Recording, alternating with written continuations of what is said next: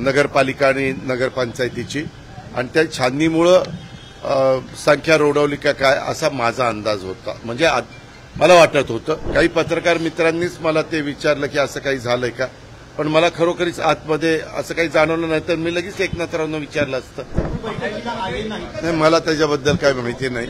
मला ते जाणवलं पण नाही, कारण मी एकनाथराव आणि देवेंद्रजी आणि CS असं बसतो आणि मला असं वाटलं, कारण आमचे पण मकरंदाबा पाटील नव्हते, दत्तामामा भरणे नव्हते, मुश्रीफ साहेब पण लवकर निघून गेले कारण त्यांना जायचं होतं.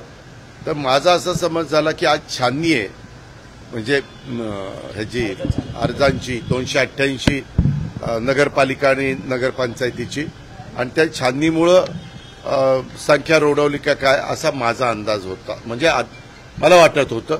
परंतु नंतरच्या काळामध्ये मी त्या मीटिंगमधनं इकडं निघून आलो आणि नंतर काही पत्रकार मित्रांनीच मला ते विचारलं की असं काही झालंय का, पण मला खरोखरीच आतमध्ये असं काही जाणवलं नाही तर मी लगेच एकनाथरावांना विचारलं असतं की एकनाथराव, म्हणजे मी त्या अँगलने कधी बघितलं पण नाही, कारण सगळे असे वेगवेगळ्या त्यांच्या प्रोटोकॉलप्रमाणे जागा ठरलेल्या असतात आणि त्या पद्धतीने आम्ही बसलो. मित्र पक्षांकडून एकमेकांकडे घेतलेल्या नगरसेवकांकडून त्याच्यामधून नाराजी नाट्य रंगलेलं आहे. ऐका, आमच्याकडून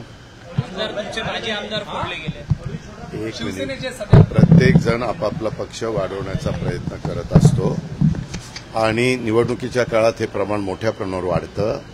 तिकीटं देण्याच्या निमित्तानं वाढतं, अध्यक्षाची उमेदवारी देण्याच्या निमित्तानं वाढतं आणि त्याच्यातून आज मुख्यमंत्री आणि एकनाथराव शिंदेसाहेब आणि बाकीचे सहकारी, मी तिथं नव्हतो पण बसले होते अशी नंतरची मला माहिती, कारण आज आमचे पायाभूत सुविधेची पण मीटिंग होती, आमची ते बिबट्याच्या बद्दलची पण बैठक होती, बरेच आमदार VCवर पण जॉईन झालेले होते, त्या वेगवेगळ्या जिल्ह्यातले सगळे अधिकारी वर्ग पण तिथं हजर होता, पण त्याच्या संदर्भातली बैठक काहीतरी झाली असं माझ्या कानावर.